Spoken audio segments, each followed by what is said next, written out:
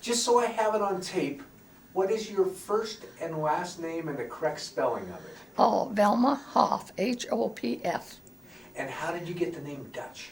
I've had Dutch since I've been 3 years old, and I'm 85 now. And I couldn't speak very plain.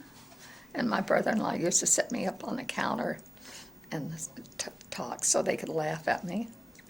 But I write my checks a lot of times. I get checks Dutch.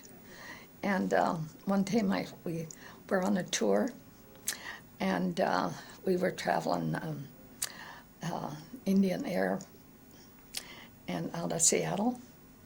And I got there, and my ticket was Dutch Hopf printed. I had to buy a whole new ticket. A whole new ticket. Because your ID said, oh My boy. passport said. I've had a lot of trouble with passports. See, my dad's like that. His real name's Philip Henry, but he goes by Skip. And he was 10 years old before he didn't know that was his real name. See, my real name is Florence Velma, but I never liked Florence, so I just always said Velma. You didn't like Florence? I didn't like Florence, no. Just not a Florence, I guess. No, I didn't feel like a Florence. But everybody knows me as Dutch, so I just automatically, they send checks to me and I cash them. As long as I can cash them, it don't really matter. That's exactly right. Now, you grew up in Port Angeles then? Well, yes, I grew up in Port Angeles, and I lived a while in Oregon. But mainly when we came out here, as I say, we went up to Twin, which was a big logging camp. It's about miles, I don't know, about 30 miles out, I guess. But when we got to Deep Creek, well, and we missed the train that went up to the logging camp. So we was an old Model T, and nobody had gone over the road before. And we didn't have any money. My mother was sick. There was hardly any gas in the car. So we had no choice, but we just took off. So then we got stuck, and they brought a team of horses and hauled us out. We finally got up to Twin. Twin was up on the hill. And so we had to turn the old Model T around so the gas would run the other end. So we finally got up there. And then the next morning, we kids had never seen the ocean. And so we run down to see if that really tasted like salt. But as I say, I went up there blackberry picking about 8 years ago in that place looking for this because it was a wandering schoolhouse and there was cabins and a dance hall and a big train depot. You would never know that there was one thing ever been in that whole piece of ground. It was just all gone. So anyway, to get back to the war. Well, maybe before we get to the war, because I'm going to kind of step to it. So was this, when you moved up there, was this before the Depression, during the Depression? During the Depression. That's probably why we couldn't back up. We had to go up the hill for the gas because we just didn't have any, We were poor. We came up from Oregon and we just didn't have anything to eat. I mean, people don't realize that people don't have anything to eat, even in a country where of course, that was a long time ago, and that was during the, really before the Depression started to do. But as a child, were you aware that you were poor, like everybody else was at that time, or were you just a kid? Well, I think maybe one Christmas we was down in Oregon, and my sister had diphtheria, and she was sick for quite a long while, so we were quarantined, and we were poor, and my mother had to sell her sewing machine to buy a wooden coffin, and they wouldn't even let us put her in an ambulance because of the diphtheria. And I really realized then that we were poor. Wow. But I wasn't ashamed of being poor because I can remember that Christmas. We each got an orange, and my aunt sent us some pecans from Oklahoma because my family had come from Oklahoma. But it's no fun to be poor. But most of the time as a child, you don't realize that you're poor I know in my Sunday school class, I have a Sunday school class and about 21, 22 adults, and they all come from good families. They are all teachers and all of those things. And I said, you know, I come from a dysfunctional family. I said, you guys don't know what it was like to do. And I thought when I went to high school, you know, I didn't have things, and I was out on my own from the time I was in 8th grade. And I thought I was just really neglected. Well, I was neglected, but I mean, it was terrible because all of these other kids had lots of better things than I did, and they were maybe smarter, maybe they wasn't. And I wasn't having fun or things like that, I guess. And we was at a class reunion, and I was saying, you know, how the rest of you guys had families, you had a nice home and everything. Oh, yeah, but they said, you were really popular. We really envied you. And I have a hard time. I thought, gee, just for 1 week, if they could have lived in my shoes, maybe they wouldn't have envied me to do. But it's hard. It's hard to do that. But you know, I think that you're programmed when you're young that you don't know that. You don't know you're poor. Yeah. You don't know you only have one pair of shoes. You don't know if you don't worry about what you're going to eat tomorrow. And of course, I was in the Depression too, and there was a lot of, just like it is today, the food bank. And the food bank now, you get a lot of varieties. Meat in the food bank then, you got beans. I mean, which would be comparable to beans. Yeah. Do you remember, do you remember where you were when you heard about Pearl Harbor? Yeah, we was living right alongside of the airport. And I remember that morning that we got the word, and I thought, oh, you know, that is terrible. That is terrible to do. And how could they be so negligent in letting that happen? Because I've always felt that it was just been pure negligence. And how could they go to Hawaii and stand, and that ship was underneath there with all those dead men still on it? I have a hard time accepting that.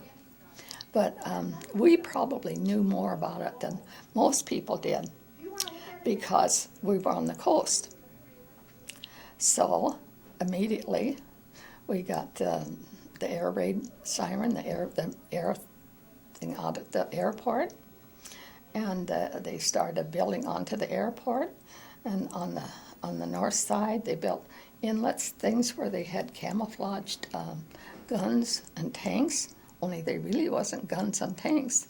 They were just models with gunny sacks and stuff over the top of them to look like that.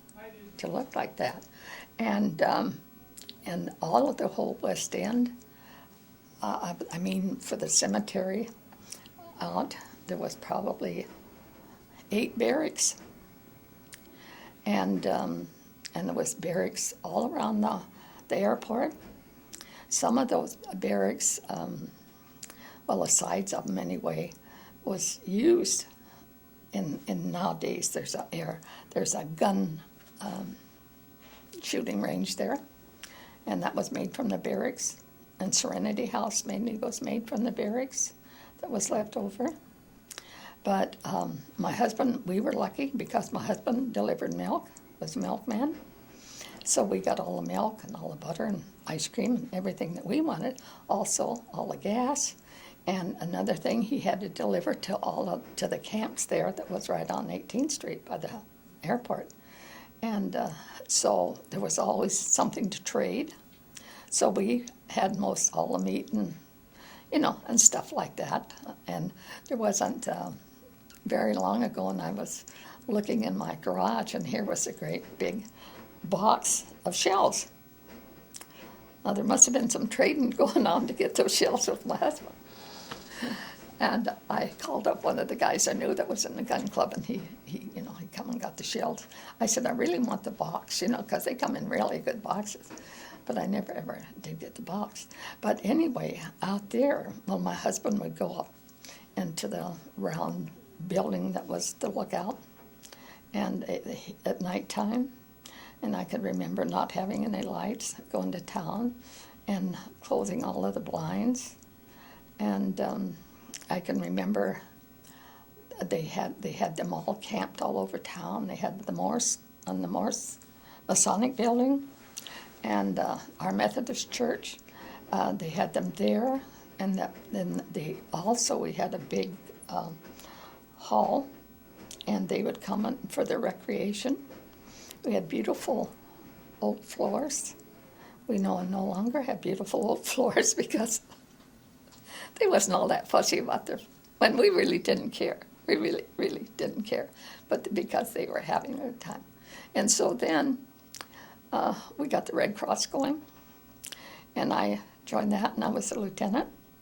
And we had a great big huge truck that we took out to Claylock, and maybe you do not know what Claylock is, and out to Forks. And we'd usually take 5 or 6 ladies with us, anyone that wanted to come, and they would bring them sewing machines and sew on the guys' badges and mend anything that needed mending. And the young girls, of course, looked the soldiers over, and the soldiers looked the girls over, which would made it, a change for them instead of just looking at each other. And so it was fun driving that truck and doing that. And we also, there was a fire out at Forks, a big forest fire, and it came really close to the town. So we took the truck out there, and so the men could be fed. But we really didn't make a lot of cookies to take out when we went, and things that they might need, or even just to look at somebody else, or that they wasn't looking all at that time. So that kept you pretty busy. But we were all happy when the war ended. Had you ever driven a big truck like that before? Well, of course, I come from a farm. I mean, we didn't have a big farm, but we had trucks and things like that. So I had driven a big truck before, and I had driven other things. So it wasn't really not that big of a problem, although when you're young, when you're young, you don't worry about anything being a problem. You just get behind the wheel and go. And I think afterwards, gee, they left us with that big truck. And that's a long ways to go, a lot of curves. And I imagine the roads weren't... Oh, the roads weren't good at all to have to go out there and go that far and to come in. But we felt that we were doing our thing towards the war, which we probably didn't mean it. But we did have one gal that went to our church, and she had an older sister. And she moved to Oregon. I think it was around Gresham. She moved to Oregon, on the northern part of Oregon.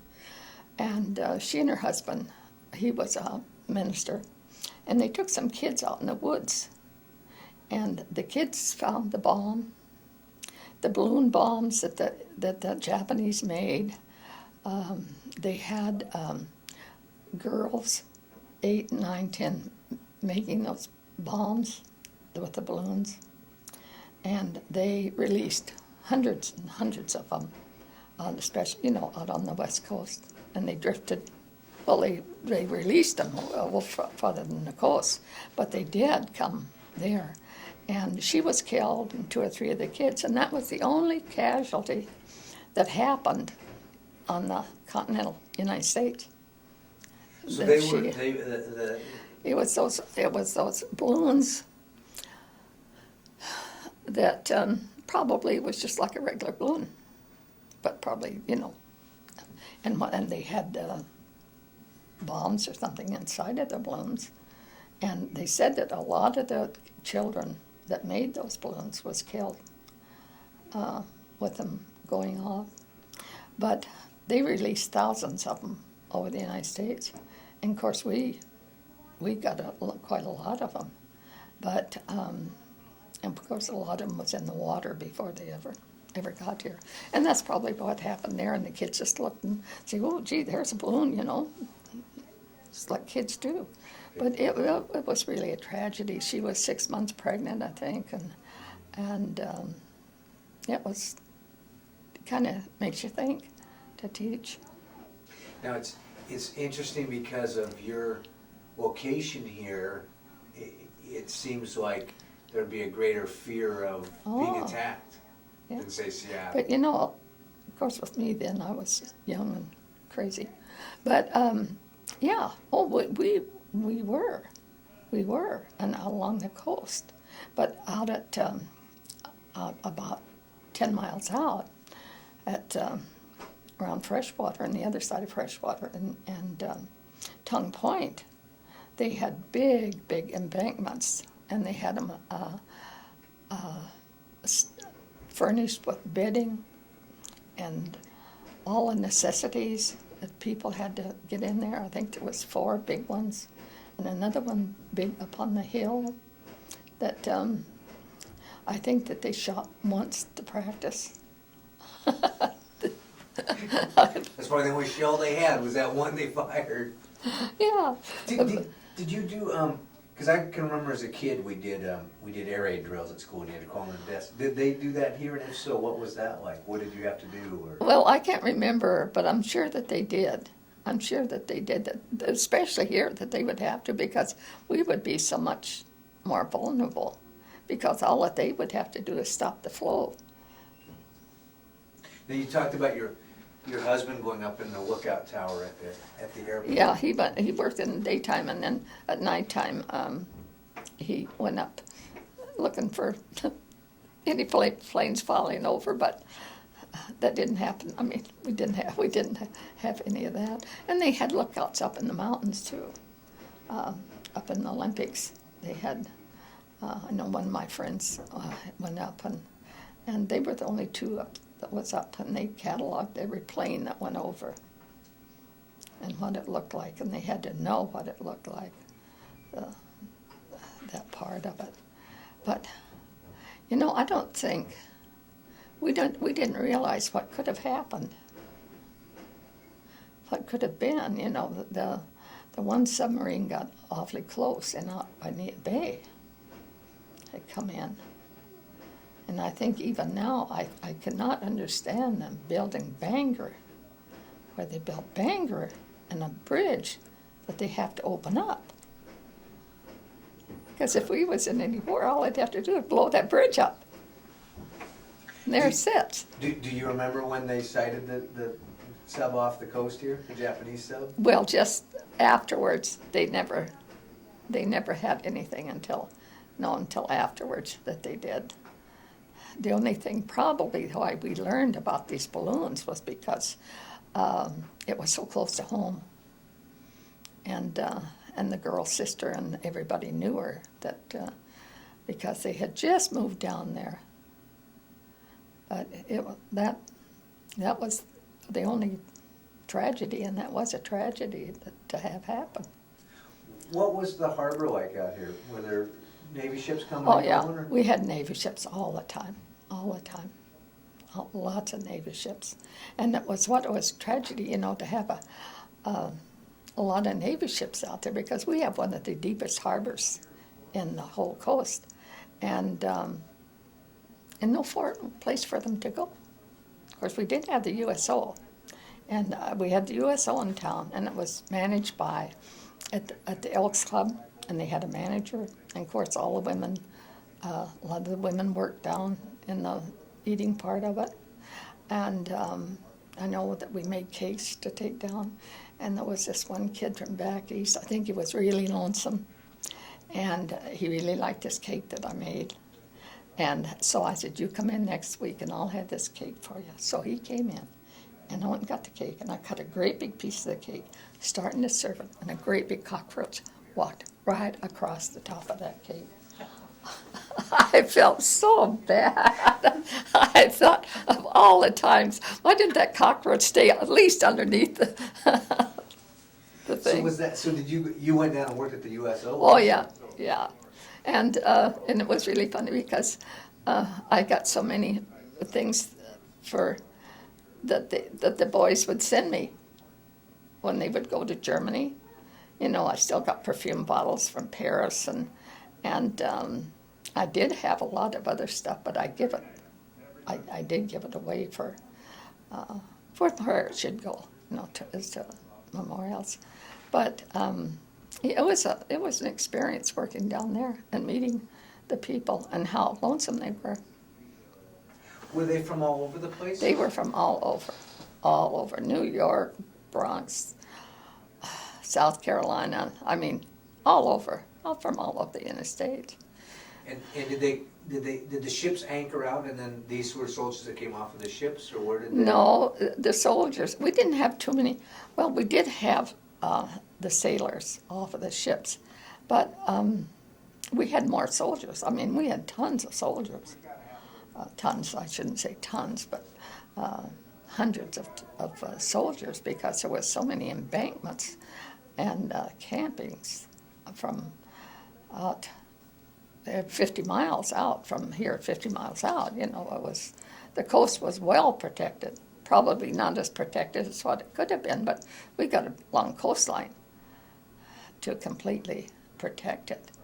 So if they got a little R&R, they came in, Port Angeles to the... and we had the USO and dances. I can remember I took the truck one time way up above Squim to dance with them, and we had other dances, but mainly it was them, and they stayed around. That they met some of the girls, and they married. They came back and married the girls, or the girls went back east. I know one of the girls, she married a young lieutenant, and he was sent overseas. He was a Jewish boy, and he was in Africa, and he was hurt. He was injured, and then they put him back in the line again. But before they put him back in the line again from the hospital, he wrote a note. In the meantime, she'd had twin boys, and he wrote this beautiful letter. I wish I should have brought that letter, read to you, about how he wanted these twin boys raised, and how they should be good men and good people. And it's just really heart-rending to see that, because the next week he was gone. He had gone out on another tour and was killed. But later that letter came through that he had written to his twin boys, who was just 2 months old. And it was really heartbreaking to do. That had, I mean, yeah. Yeah, it is. It's really, and the two boys. The one boy died when he was 17. He got cancer, and the other boy died 2 years ago, or 3. So anyway, I'm going to stop for just a second, Yeah. just because. At the USO, did they have bands come? yeah, lots of dancing at the USO. Any notable bands that? Not that I remember, but I'm sure that there was. But and the girls come out of the woodwork to go, and there was a lot of romancing going on. And but there was so many of them. I mean, probably we had 15 barracks at least, and you get that many men, and nothing to do. Nothing to do. Only we did try to give them recreation down at the church with basketball and at the Masonic. But other than that, we didn't have any big high schools then or gymnasiums, so they could really. And all the young, I assume a lot of the young men of. Our young men were gone. Yeah. Because they were all in the reserves, and the reserves went out right away. A lot of them, went to down at Port Townsend, and I know that one of them went to Texas, because he brought back a gal from Texas, and then one of my friends, he joined the Navy, and I was going through my pictures, and I found his picture and his commendation, and he got as far as Los Angeles, and then he was sent over on D-Day, and he saved a whole bunch of men, and he was from Angeles, and he got a hero's commendation that they give them when they've done something outstanding, hero to do. It's kind of sad. He was a nice-looking young man. Of course, it's just bad for a nice-looking young man to get killed as it does for. So he did get killed. He got killed in the landing after he had saved, I think he saved 20 men, and then he died. Then he got. Wow. So it was a lot of sad stories, to go on. I know one of my friends, she was about 8 or 10 years old when they attacked at Pearl Harbor, and she lived there at the time. Her dad was in the service, and she said really that they really didn't know what was going on when the planes come over. They didn't give it much thought. And her dad had just had these varicose veins fixed in his legs.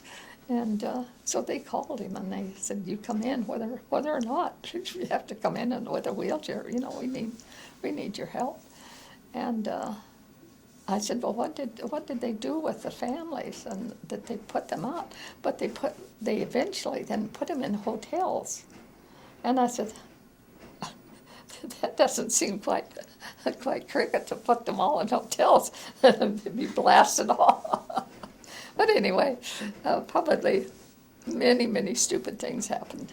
Many stupid things happened to do, and things that we don't know about. Do you remember where you were when you heard that the bomb had been dropped and the war was over? Yeah, I was out in my yard, hoeing. And I thought, I just couldn't believe it. It didn't mean anything. You know, you didn't gasp it until we were far away. You know, it doesn't, just like the things that are happening today, they're so far away that we don't even, I think the only time that we really realized was when all of these soldiers, when all of the sailors was coming in. And just, you know, to keep us safe. And we had to ration ourselves, because I didn't ration too much, but then I was one of the lucky ones. But I mean, other people had to really ration and turn their lights off and make sure that all of their blinds was pulled before they turn the light on at night. And that was all quite a thing, that you would be scared that they could see the lights down here. And that was kind of silly, too, because we had the mountains behind us full of snow, and they said, well, there it is right down there to do. That's one of I think it was Harold that I was talking to. He said, you know, all up and down the coast there were blackouts, but he said if you went to Coney Island, it was going full bore. And he said that you would have Coney Island, one of the ships, and the Jap sub out here looking in. Well, you know, there's a little silhouette there. So funny things. A lot of funny things happened during the war. A lot of funny things happened. A lot of funny things happen now. Do you think that there's a message for the future generations that you and I are never going to meet about World War II that you? I don't think so, because I don't think they can visualize it. You know, it's hard to visualize. And then we're just continually doing the same thing. I mean, just the other day, we did the same thing. And it might come back home. All of the men that came, and women who came back from the Desert Storm, they had far worse off than we had sitting here. Did you have, during World War II, were there a lot of kids that you grew up with that went off to serve? Yeah. Do you remember them coming home? Yeah, I remember when they came home. Did it change them from what you saw? kids Well, come in? they grew up. They grew up. And they grew up fast. Even when my son enlisted in the Air Force after high school, didn't take him long to grow up because he couldn't understand why those guys were standing there cussing at him. Face to face, and telling them all of those things. And he never found that at home. And that was the same way with the kids. The young men, they never visualized any of this thing happening or what they were really getting into. I don't That's know. the biggest thing, as I talked to the different vets that enlisted, that were drafted or whatever, that were engaged and then got enlisted and got married before they went over. My question is, Why did they do that? yeah, I've always thought, why did they do that? That was about the worst thing that they could have done. And they're still doing it today.